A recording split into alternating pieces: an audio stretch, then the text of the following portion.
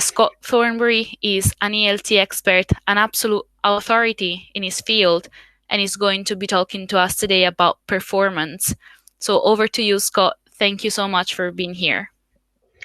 Thank you, Federica. Thank you so much for inviting me. Thank you, Macmillan.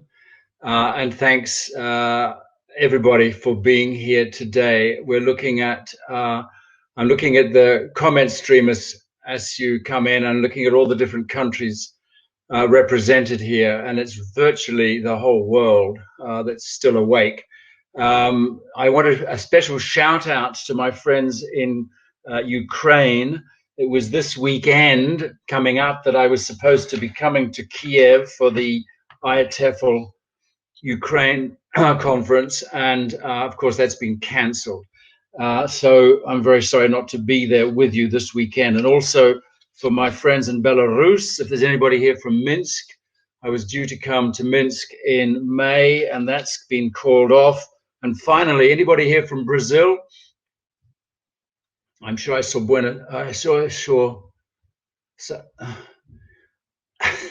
Argentina, that's close. I would have been coming, yeah. There are some Brazilians here, and I'm sorry not to be there in July for Braz TISO, which has also been cancelled. So that's the way it is. We rely on the internet, as Federica says, and let's make the most of it. So I want to talk today, as Federica says, about performance, and I'm going to ask you first, again, just to test that we're all interacting. I'm going to ask you a question. Just type into the comment an answer to this question. What does performance mean to you? It can be a word, it can be two words, it can be a phrase, it can be a definition. Production, says somebody. Do something. Confidence, production. Display, producing production. Acting, teach, production. Theater, output, presentate. Drama. Fantastic. Okay, you got the idea. Well, we're all on the same page. I'm going to look at performance from the point of view three different aspects. The first one is as usage, the second as production, and the third as drama. And I hope it'll become clear as we go along that they are kind of connected. Okay, looking at performance as usage, I think those of you who have done a linguistics degree will know that performance and competence are contrasted by this man in the picture. Who is he? I'll give you a clue. Here's his book. Yes, Noam Chomsky. And of course, he famously said that, made a distinction between competence and performance. And in his attempt, in this book, in fact, which came out in whenever, he began this process whereby he attempted to kind of represent language knowledge in terms of mathematical symbols, equating grammar, as it were, with mathematics. So here we get pages and pages and pages of phrase structure, grammar, where you can see that there's a very close resemblance, of course, to mathematics, and particularly here, as those symbols are turned into tree diagrams to represent sentences, which at the same time represent what the speaker knows about the language. In one book on this topic, they describe the phrase structure rules as linguists' models of a language user's knowledge. This is what linguists, looking at the language, hypothesize is what's in the language user's head. And not only that, but of course, Chomsky maintained that this knowledge is innate, that we're born with it, that it's hardwired into our brains at birth. And he famously said in another book that we must make a distinction between competence, that is what the speaker's knowledge of the language, and performance, the actual use of the language in concrete situations. And Chomsky and other generative linguists were only interested in competence. That is to say, the hardwired innate grammar system, which they hypothesized was responsible for performance. But performance, of course, is messy. Performance, because of all the constraints of speaking in real time, comes out as not a good representation of what we are intuitively have stored or have had hardwired into our brain. So when you look at performance, and of course, people have only been looking at performance recently, ever since the advent of recording devices. But if you take a piece of spoken language, unscripted, and look at it, you do see that it is incredibly messy. This comes from a book that came out in 1975, co-authored by David Crystal. I'm sure you know of David Crystal. And it was one of the first books of its kind which transcribed authentic extracts of spontaneous spoken English. And when you look at that, you can see, oh, what on earth is that? It is so messy. Where is the rhyme or reason? If I read it to you, maybe it sounds a little bit more like spoken English. So it's two men, and they're talking about football, inevitably. And one says, "Well, what's the failure with the football? I mean, this I don't really see. I mean, it costs the money. How much does it cost to get in down the road now? Oh, I think it probably is the money for what you get, you know. I was reading in the paper this morning, there's a chap, he's blah, blah, blah, blah, blah, blah.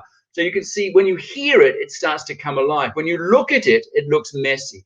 But that's how language is produced. That is performance.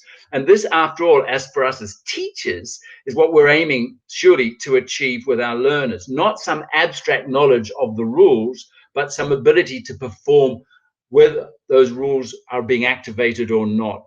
So another famous linguist who recently departed us, sadly, Michael Halliday, said, in contradistinction to Chomsky, says, instead of rejecting what is messy, we accept the mess and build it into the theory. We accept the mess. It's all about performance. Build your theory on what people say, not what you think they have innately in their heads. Not only, and so that has, for me, has enormous implications. But if you look at the mess closely, you see that it's not messy. Let's go back to our little extract. Well, what's the failure with the football?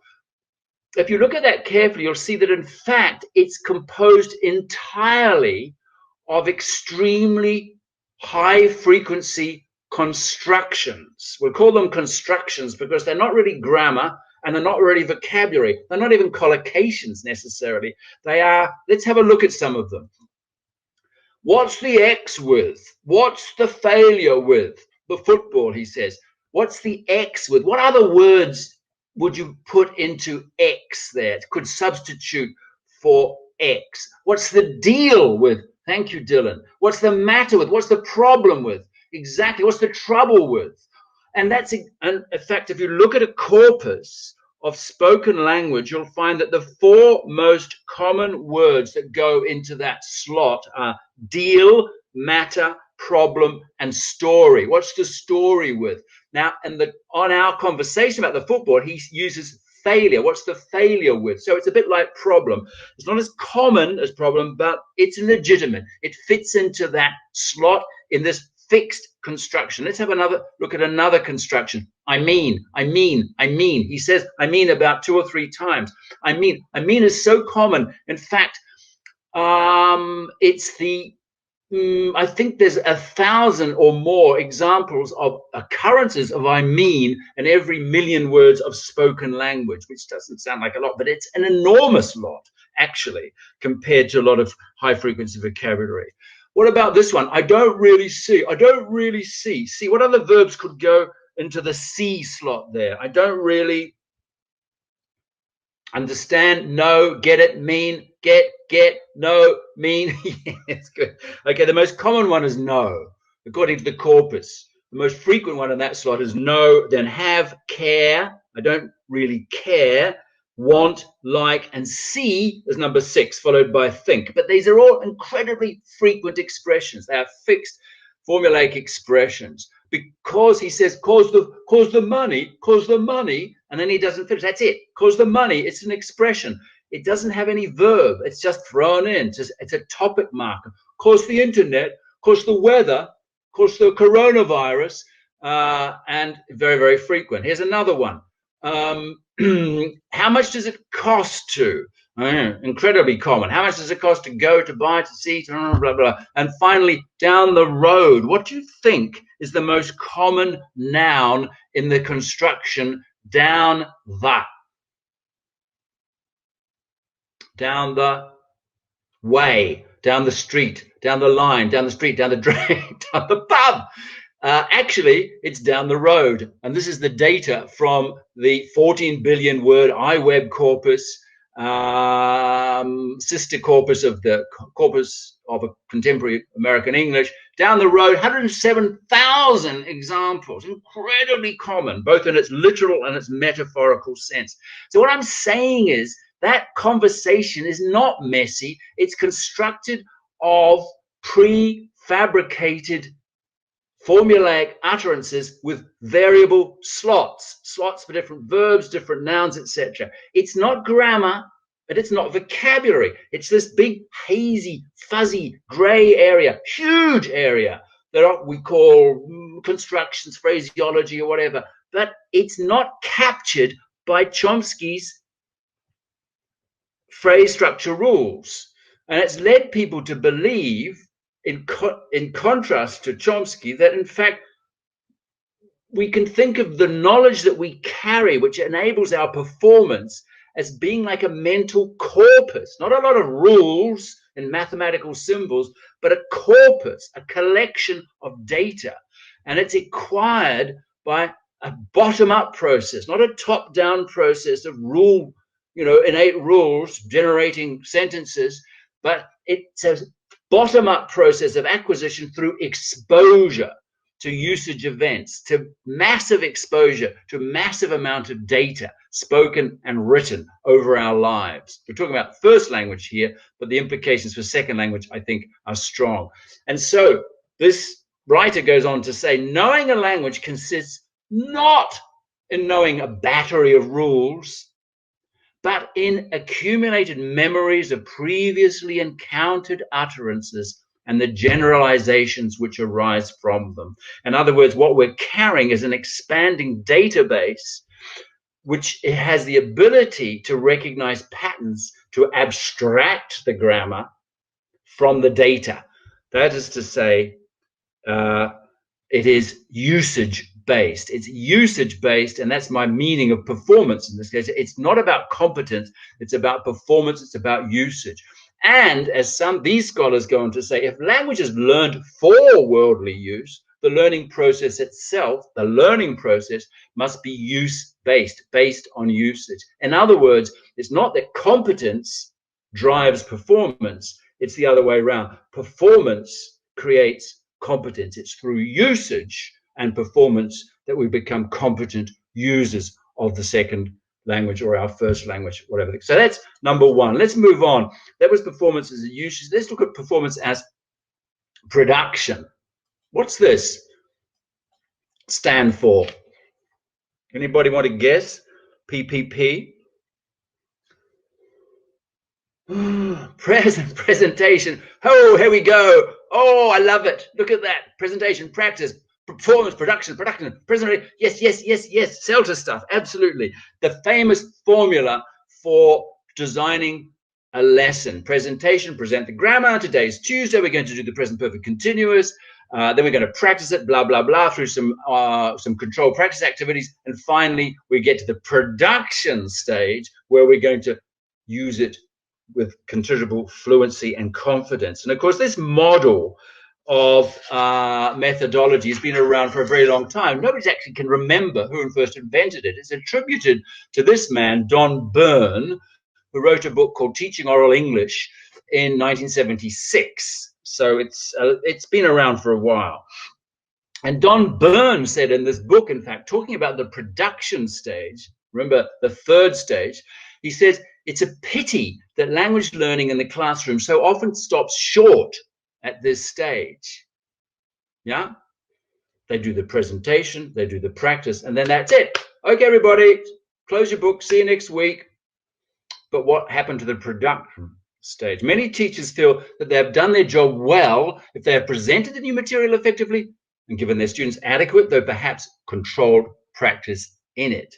And then he goes on to say, in 1976, all the same, no real learning can be assumed to have taken place until the students are able to use the language for themselves.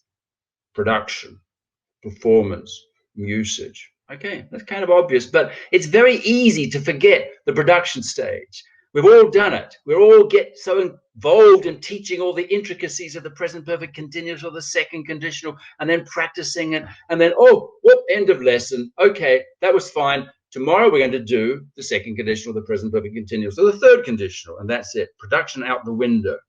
One way of making sure that the students get the production stage is to reverse the order of stages. And this is exactly what was suggested by some of the early architects of the communicative approach. 1976, Don Byrne said that. 1976, does that ring a bell? Some of you weren't even born in 1976. In 1979, one of the architects of the communicative approach, Chris Brumfitt, contrasted the PPP cycle. You can see that's at the top there. He calls it present, drill, practice, and then round we go. Present the present continuous, drill it, practice it, round we go. Now we're going to do the present simple, round we go. That's the traditional model, yeah? An alternative model, which starts with production, basically, starts with communicate as far as possible with all the available resources, yeah? So instead of today, we're going to do the past simple. No. Tell me what you did last weekend. And the students go, well, they recognize the word weekend. Last weekend, I go with my family, we go country. And the teacher, then the next stage, present language items shown to be necessary for effective communication. So you went to the country with your family, did you? What was the weather like? Weather is very hot. Weather, listen, was very hot. Writes it on the board, blah, blah, blah. So that's the cycle that starts with production, doesn't finish with production, which gets left off, starts with production, test, teach, test, exactly. Drill if necessary, then around we go to another task, yeah, another communicative task. So this is the basis, if you like, of the communicative approach, the strong, what's called the strong form of the communicative approach, or more popularly known as the task-based approach. And the task-based approach is all about starting with communication or starting with fluency. Dave Willis, who was another great scholar of the same generation, said, contrasted the two. He said a presentation methodology, that's PPP, is based on the belief that out of accuracy comes fluency. That is to say, accuracy is a prerequisite for fluency. But it's not in your first language, after all. I mean, we don't get accurate in our mother tongue until we're 5 or 6 or maybe 16. We start off expressing meanings. But for some reason, people think, oh, no, second language is different. We'll start off with accuracy, get it right, and then the students hopefully will become fluent. Well, I mean, I'm sorry, but a lot of us experienced teachers know that that doesn't necessarily follow. So Willis went on to say, by contrast, a task-based methodology is based on the belief that out of fluency comes accuracy. That is to say, accuracy is the fine-tuning. Express your meanings, and then I'll tidy them up for you. We'll make them better one way or the other. And it's based on the belief that learning is prompted and refined by the need to communicate. After all, language learning is all about the need to communicate. People learn languages not just because it's interesting and fun. I mean, okay, some people do, but because they want to communicate, presumably, in this language by writing or speaking or both or whatever. So why not make communication central to the process? And so we get this model then, as I said before, it starts with communication. But how does the student get better if the student starts? Isn't there a danger if the students start making mistakes from day one? They'll never get better, and not only that, they'll infect each other. The mistakes will get like contagious, like coronavirus.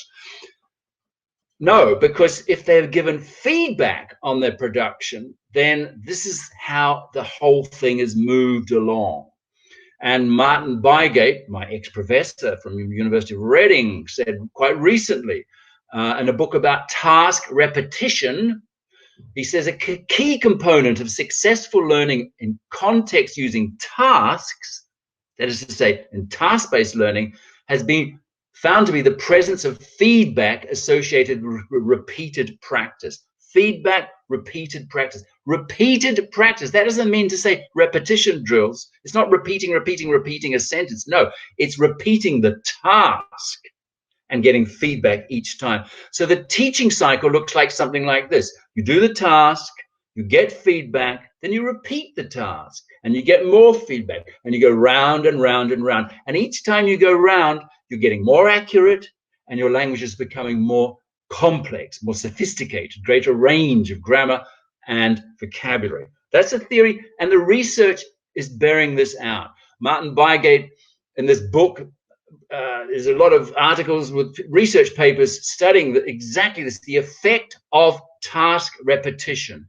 And Bygate says there is a strong effect for task repetition. That is to say, the research shows it's a positive effect for doing tasks more than once. The evidence strongly supports the view that previous experience of a specific task aids speakers, previous experience of a speaker aids speakers to shift their attention from processing the message content. What am I trying to say? Last weekend, I go to country with to working on formulations of the message. And so each time they repeat the task, they're getting a little bit better because they can devote some of the attention away from the meaning and onto the form. And that's what I'm doing now. I did this webinar this morning. It was a little bit, lucky you weren't there. We had some technical hitches, etc. Didn't help, but it was the first time I'd done it. Now I'm doing it a second time. It's a little bit more fluent, believe me. You can watch the recording if you don't. So how do you get task repetition without boring the students? You can't say to the students, do that again, do that again, do that again. Well, you, how lucky we are indeed. You change the seating. That's one way you can have students repeating a task, but they change their partner. And this is from Jim Scrivener's lovely book, published by, Macmillan, Learning, Teaching. And you have different combinations of what he calls buzz groups. Yeah, so you have little group, and then people change. One person moves from one group, one person, and so there's new input into the buzz group, and the person who arrives has to be told what's going on. So there's a lot of repetition. Or on the right, the famous wheels, or what I call the onion. So it's like two layers of an onion. So you have the outer circle and the inner circle. And the outer circle may be holding up a picture of their family tree. Or if they're kids, there may be a photo of their pet. The inner circle face them and say, oh, that's your pet. What is it? It looks like a mongoose. No, it's a chihuahua. What's its name? How old is it? How big is it? Etc. Yeah. So they have, and then they move. Teacher says, okay, everybody move one. The ones in the middle circle move around one, or if you like, the ones in the outer, doesn't matter, but change partners, and they do the same thing again and again and again. Speed dating, exactly. It's a great way of practicing language. It's a great way of finding a partner. So this is what I mean by task repetition. Now, challenge. This is the challenge. That's all very well in the classroom, but classrooms momentarily don't exist anymore because we're all teaching online. How would you do this online? How could you create this kind of task repetition element online if all your students are scattered around in different parts of the town?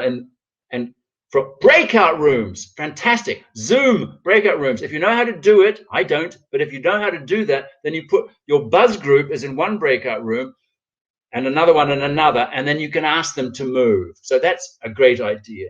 You can get them to repeat tasks anyway. Imagine our students told the story about going to the country for the weekend. The teacher can say, okay, that was good, but I want you to go home. Well, you are home. Okay, stay home, but go offline. And before the next lesson, record yourself on your phone doing exactly that task, upload it onto the class wall, and I'll show you some software in a minute which you could do that with. And the very fact that they know that it's going to be uploaded and other students are going to listen to it is going to force their attention on the form. They're going to say, oh, I better pay attention to the past tense verbs. Yeah, I better practice a few times. Fantastic exercise. Even if you're, anyway, let's move on quickly because we're running out of time. I said that feedback is important, but where does the feedback come from? We know it comes from the teacher normally, but when? This is a wonderful book that was written by this linguist called James Paul G. When he was watching his son, his 14-year-old son, playing video games, and he noticed that these video games are very well designed, so that you got maximum input when you needed it. At the point of need, write it down. Great expression. So when you're playing a video game, typically you don't read a long list of instructions beforehand. You just start. You start, and then when you get stuck, you go to the help index, yeah? Or you go onto a web page, a dedicated web page where lots of other geeks will tell you answers to your questions. Well, I don't understand. What do I do here, etc. So he formulated this idea that language learning and education generally should be about this kind of at the point of need feedback. You get feedback not after the event, not before the event, obviously, but during the event. And I like this idea. And one of the things he said about video games, they operate by a principle, listen to this, of performance before competence. You try the thing out before you become competent. Players can perform before they are competent because they are supported by the design of the game, the smart tools the game offers, and often to other more advanced players in the game or in chat rooms. This is exactly applicable to language learning. If the material and the lesson are well designed, and if there are smart tools in the form of a teacher providing help when necessary, and there are other players that you can call on, whether they're in the room or in chat rooms, then this is how you construct the kind of knowledge which through performance makes you more and more competent. So I see lots of interesting parallels here and lots of implications for online learning. For writing, for example, where students do writing, send the writing text to the teacher then goes through it using software like screencasting software like Jing, J-I-N-G, for example, free. You talk through the students' writing. It's recorded. You send them the recording, and they can follow your train of thought as you go through their writing. That kind of intervention can be really, really useful. Russell Stannard will be talking about that, I'm sure, in the next webinar this week. Okay, let's move on. Okay, we've talked about, okay, so that, to sum up then, what all these people are saying is that performance precedes competence, yeah, the task-based people, James Paul G, etc. So let's move on to the third of my definitions of performance, the ones that's perhaps the most obvious, performance as drama. Now, people for a long time have realized that there's an intimate association between language and acting, if you like, and performance and gesture. And in fact, way back in 1930, whenever it was, the anthropologist, 35, Malinowski said, looking at how people in the Pacific Islands were using language to do their tasks, their daily routine, said ultimately all the meaning of all words is derived from bodily experience. And I'm not going to go into that now. I just throw it out because I've got another whole talk about embodiment and gesture. But I just want to introduce you to, I wish he was a friend of mine. I don't know him, but I love his book. This is a French writer called linguist Jean-Remy Lapère. This is his book. It's in French. And it's amazing, because what it is, it's a grammar of English represented through bodily motion, through performance. So I'll give you an example of what I mean. Here is one of the actors. There's a CD that comes with the book, and there's lots of YouTube. I'll give you the YouTube link. By the way, there will be a PDF, for those of you who came in late, a PDF of these slides, so you can get the links. So this is the actor demonstrating the concept of, through movement, through gesture, of the present perfect. So what's he doing? You can't see it because it's a still, and I can't show you the video on this, but you can go to the YouTube. He's reaching behind him into his experience, because he's been asked the question, have you ever been to New York? He's reaching into his experience. And then he's finding, and he brings it out. New York, yes, I have it. I have the experience. I have been to New York. Or somebody says, have you been to Shanghai? He reaches into his experience and he comes up with an empty hand. No, I haven't been. Isn't that wonderful? And the book is full of these. Hi from Shanghai. Full of these examples. There he is holding the experience. Yeah, I have it. I have it. That's why we say I have. It's the present perfect. It's not the past. It's the present. I have the experience. Here, look. Isn't that wonderful?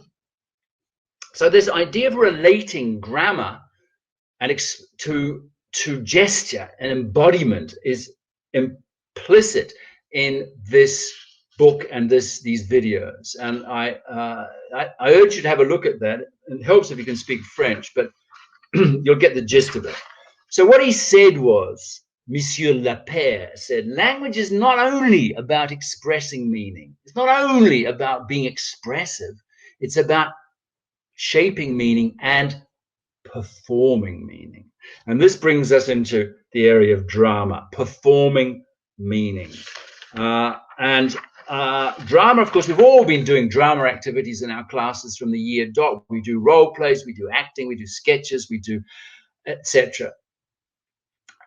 It's only recently, strangely enough, that there's been a lot of any research as to the effects of drama on language learning, which surprises me. But recently, in a edition of the TESOL Quarterly, there was a very, very good paper research study done on drama in the classroom. What he did was they took two classes that were getting the same syllabus, the same curriculum, a learner-centered, communicative, very modern curriculum. Yeah. So there's lots of speaking, lots of listening, but the experimental class was also doing drama activities on top of the curriculum. And then they measured various things at the end. And of course, unsurprisingly, perhaps, the experimental group were better in many respects. And this is the study. There's the reference. Again, don't forget the PDF. You'll get it. The results of our study suggest that use of drama techniques in language classrooms can have a significant impact on L2 oral fluency relative to other learner-centered communicative language practices. So, I mean, both groups were getting communicative teaching, but the group with the drama techniques was getting that extra bonus, which doesn't surprise us, I guess. But what's interesting, I think, is the second point that they discovered. Moreover, the drama techniques employed in our study appear to help learners develop strategies that are generalizable to a variety of novel speaking tasks. So what they're saying is the drama techniques not only helped oral fluency but in drama, but they also helped oral fluency in giving presentations, doing debates, discussions, etc. So in other words, the oral fluency was generalizable to other kinds of tasks. And I think that's kind of encouraging too. So it's not just about So I want to talk about drama in the time that we've got left, and I want to introduce you to a project which I am intimately committed to, and it is the Hands Up Project. Hands Up, if you've heard of the Hands Up Project.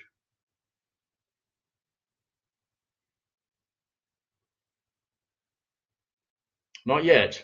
Not yet. Okay, you will. You will.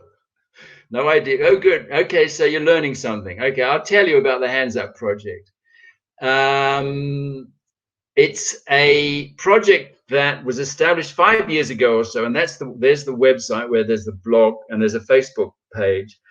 It was established by a colleague of mine called Nick Bilbrough, who was doing a lot of work working with kids in difficult circumstances, particularly difficult circumstances in Palestine, and particularly difficult circumstances in Palestine in the Gaza Strip, where students, where everybody is locked in, talk about lockdown, has no opportunity to use English with anybody outside of the Gaza Strip. And so Nick had this idea, well, let's use the internet, because at least they have the internet. Let's bring them activities and let's have them communicate outside the Gaza Strip doing drama activities, doing plays and communicating with kids, and not just plays, but telling stories and doing communicative activities. So he set this project up. I am proud to say I'm a trustee of the project, and that's my particular interest. But I wanted to share you with some of the things that we do. So there's a playwriting competition, for example. So this is one of the plays. This is another one. You can see that kids write plays and they perform them. They upload them onto the internet. You can see these on YouTube. And they perform them to other kids in other classrooms around the world, not just in their own region. And not only that, they do lots of interactive activities. So here, for example, you see a screenshot with you've got on the left, you have a girl in Gaza, and she's doing a kind of show and tell. Yeah. On the right, you have a classroom in Croatia. In Split. Anybody here from Croatia? So you've got some students in Split and some students in Gaza, and they're doing, she's showing a piece of jewelry and telling the story, and they're asking questions, and they'll do the same thing. Great, we have some Croatians, and that's it. And then here's another one. This is the Imaginary World Tour Guide. So what the children do is they role play. So we're moving more into drama now, but or into imagination. They imagine a country that, an imaginary, fictitious country, and then they give you a guided tour of that country. So they've got illustrations that they've made, etc. So they're using the internet to communicate their imaginative reconstruction of. Here's another one which is even more dramatic, and this, I love this. This is a play, a short play called Lemon and Mint, and it's about two groups, and they're performing this play simultaneously. There's one group in Gaza on the left, and there's one group in a refugee camp in Jordan on the right. They've got performing the same play, but they're taking different roles in the play. It's about two sets of farmers. One group set of farmers grows lemons, and the other set of farmers grows mint. And they meet and they exchange their products to make a drink, which is famous in the region, called lemon and mint. It's just lemon and mint, and it's delicious. But what's lovely about this is they perform the play at the same time using Zoom and two screens, and then cleverly they exchange or pretend to exchange their products, the lemons and the mint, across the screens. And then they make the drink. And isn't that lovely? I mean, it's just such a simple idea. But what I'm getting at now is that these ideas are transferable to the situation many of you are teaching in, which is online. And not having a class, but having students individually scattered around different locations. So the challenge is then, if we believe in this, and we believe that this performance, these drama activities are good for learners, and I believe I believe passionately that they are, for all sorts of reasons, not just for their English, but for their motivation, I mean, particularly. Then how can we construct, using the situation many of us are in, so we've got all the students scattered around, they're not in one classroom, so they can't jointly perform. What could they do from their homes to other students using software like Zoom? And I think there's a lot of possibilities, and the show and tell, for example, is one of them, whereby you have students not just show a piece of jewelry, but maybe perform something, perform a song that they like, pretend to be a character, to pretend to be somebody that they admire, and the others have to guess who it is, etc. So individually they can do that on Zoom, taking turns. Yeah, that is a form of performance. You may have seen there's a lot of these going around now. It's kind of viral. On YouTube, you'll see a lot of musicians are getting together on Zoom and they're performing music. Yeah, so they'll perform together, and from their separate locations, they'll perform a concerto or whatever. And it's incredible how they manage to synchronize these performances. And they've got quite sophisticated software which will time it for them. We don't need that just to get, but you can imagine, can't you, kids or adults doing a similar thing with a drama piece, taking roles, and with a script or without a script, depending how you want to do it, improvised or with a script, taking roles. And although they're not in the same room, they're doing the same piece of drama in real time. And it can be recorded, of course. You can play it back, you can do it again, task repetition, all sorts of possibilities there. I think this is exciting. And I have to say, I mean, we're in a new period now where all these kind of ideas need to be tested, but we have the technology for them. And essentially we have no choice but to do things like this. Here's some, and the other thing is, of course, they could also just do their own performance at home and upload these onto a class kind of wall. So one idea that I retrieved from the internet is that you do a guided tour of your apartment. Okay, you're locked in, but here's my apartment. I'm just going to take you around my apartment. I'm going to film it, and then I'm going to upload that film onto the class wall. Or I'm going to have my mother film me while I go around. Or I'm going to film,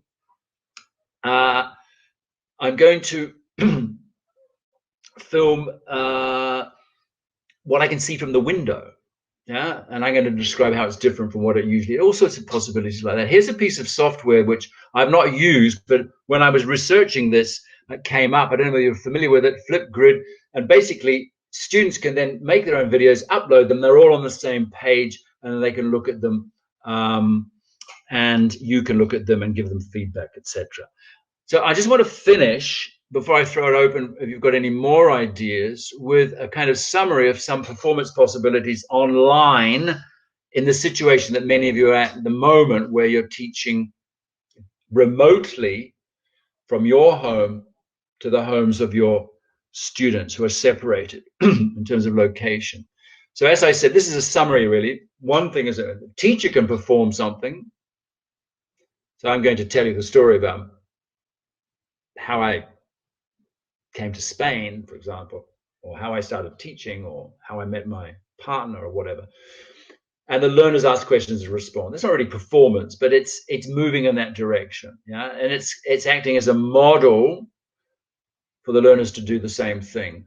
But it could be imaginative. Okay, I'm going to pretend I'm a famous person, and you ask me questions, and I will answer as if I were that famous person. You have to guess who I am.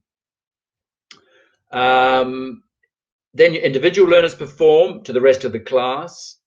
It can be show and tell, a song, story, or poem. They can do this in real time, or it can be done outside of class time and uploaded using the kind of software I showed you. And then moving on to the slightly more sophisticated thing, the learners, like the musicians, can take turns to perform a scripted or unscripted role play or sketch. Something they write, something's written for them, something maybe based on a folk tale that they were familiar with, a piece of drama or a soap opera or whatever. Soap opera is good because you can have different rooms. So you're going to have, you're going to have one person in their room. You can imagine as being in an apartment building, and they're all in their different rooms, and they're all thinking aloud, and they're all banging on the wall because other people are making noise or whatever. So there's possibilities there. And then finally, much more sophisticated, the learners write, rehearse, perform, and record a short play, each one contributing their piece of the play, which is then put together on Zoom, if you like, and it's filmed, recorded, and played back and shared with other classes around the world. So those are, I have a couple more links here that I've found as I've been researching this. There is, for example, a group of two actors in Spain who started what they call the Lockdown project, which is for exactly that. It's for creating theatre monologues based on characters while students are locked down at home. It's called Creation Drama Studio Spain. If you just Google that, Creation, and they have a YouTube video or two or three showing how to create a character, how to create a monologue, etc. Creation Drama Studio Spain, the Lockdown Project. Other stuff I've found that I'd like to share include, let's see, I have a couple of links here. I'll just drop them in. My good friend Leo Sullivan in Israel, on his blog, he's been collecting ideas too, and some of these relate to performance kind of things. I'll just drop that into the box if I can. The plug for Leo. And yeah, Creation Drama Studio. And another couple of, other stuff includes, there's a nice website where people who've been teaching online in China for the last 2 months because of the lockdown have come up with all sorts of interesting ideas for exploiting the medium, including drama. And this is another site, which I'm just going to upload, which is a teacher's blog, who's been doing a similar thing, I think, in Spain, where she has come up with some great ideas also. So I'll just drop that in. Okay, folks, I just want to finish on a quote, and then we're almost there. This is from my good friend Dwight Atkinson in the University of Arizona in Tucson. Says, and this is where we're at, I think. This is where we're at. And it says, to summarize these three perspectives I've been looking at, the idea of performance as usage. You use a language to learn it. You don't learn it to use it. The second one of performance as production, that if you save production to the end of the lesson, you're never going to get it done. So why not start with production? And the third perspective on performance being as drama, as being performative. And this is, I think, all three perspectives are captured in this quotation by Dwight.